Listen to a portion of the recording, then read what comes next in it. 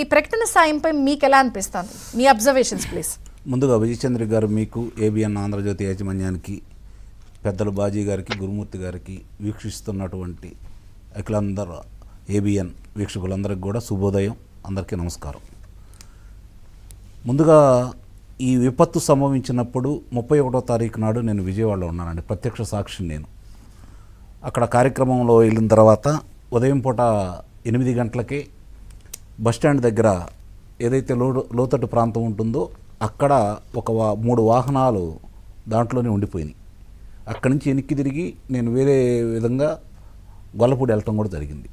అంటే అప్పటికే అక్కడ పోలీసులు అప్రమత్తమై వాళ్ళ పనులు వాళ్ళు చేస్తూ ఉన్నారు.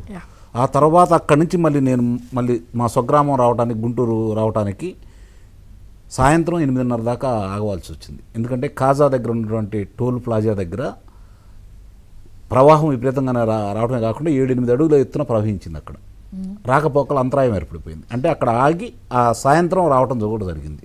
తెల్లారి పొద్దున్నే ప్రసార మాధ్యమాల్లో కావచ్చు, వాళ్ళ ప్రసార మాధ్యమాల్లో కావచ్చు, వాళ్ళు చేస్తున్నటువంటి ప్రచారం చూసి నిజంగా అమరావతి లేదంటే చంద్రబాబు నాయుడు గారి ఇల్లు ఇవన్నీ మునిగిపోయినాయి అన్న ఉద్దేశంతో ఆ ప్రాంతం కూడా నేను అక్కడే ఉన్నాను కాబట్టి పర్యటించడం కూడా జరిగింది. సహజంగానే ఎలా ఉంటుందంటే మనకు రహదారులు ఉన్నప్పుడు సచివాలయం కావచ్చు, రహదారులు కావచ్చు, సీడ్ యాక్సెస్ రోడ్డు లేదంటే న్యాయస్థానం కావచ్చు, ఎక్కడా కూడా ఆ రోడ్ల మీదకి నీళ్ళు అయితే రాలేదు. అక్కడ ఇంకా ఇప్పుడే మొదలుపెట్టారు కాబట్టి మొన్నే అడవి చెట్లన్నింటినీ కొట్టేసుకుంటూ వెళ్తున్నారు కాబట్టి ఆ ప్రాంతంలో పల్ల ప్రాంతంలో నీళ్లు ఉన్నాయి. అది ఎక్కడైనా ఉంటాయి కదా, ఇవాళ కొత్త అయితే ఏం కాదు కదా. ఇది అయిపోయిన తర్వాత మళ్ళీ విజయవాడ పర్యటన చేయడం కూడా జరిగింది 2 సార్లు కూడా. అక్కడికి వెళ్ళిన తర్వాత భవానీపురం వాసులు చాలా స్పష్టంగా చెప్పింది ఏంటంటే, అక్కడ ఉన్నటువంటి 70 సంవత్సరాల పెద్ద ఆయన చెప్పింది ఏంటంటే, నేను ఇంతవరకు చూడలేదండి భవానీపురంలో ఈ విధంగా నీళ్లు రావటం, ఇదే మొదటిసారి ఇలా జరగటం అని చెప్పని ఆయన వాపోవటం కూడా జరిగింది. సరే, సహాయం ఎలా అందుతుంది ఏంటంటే చాలా బాగానే జరుగుతున్నాయండి, అందులో అనుమానమే లేదు.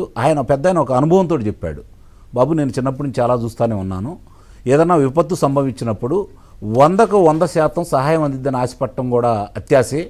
ఇందుట్లో మా వాళ్ళనే చూస్తున్నాను, కొంతమందిని ఒక్కొక్కళ్ళు 5-6 పాల ప్యాకెట్లు కూడా తీసుకొని వెళ్తూ ఉన్నారు. చివరాళ్ళకి కొంచెం సహాయం అందకపోయినా ప్రభుత్వం మాత్రం బాగా పనిచేస్తుందని చెప్పని కితాబు ఇవ్వటం కూడా జరిగింది. అట్లా నేను రావాల్సిన వాడిని కూడా 4 రోజులు ఆ ప్రాంతంలోనే పర్యటించడం కూడా జరిగింది. మొన్న నేను, అడుసుమల్లి శ్రీనివాసరావు గారు, అప్సాన్ రాజేష్ గారు కూడా ఆ రాజధాని ప్రాంతంలోనూ, అలాగే కృష్ణానది మీద పడవల దగ్గర కూడా ఒకసారి ఎట్లా జరుగుతుందని చెప్పి చూసి రావడం కూడా జరిగింది.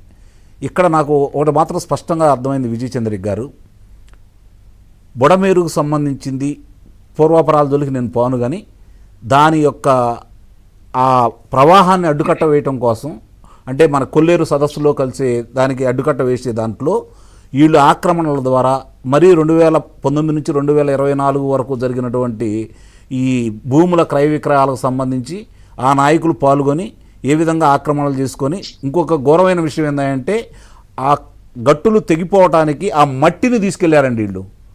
గట్ల మట్టిని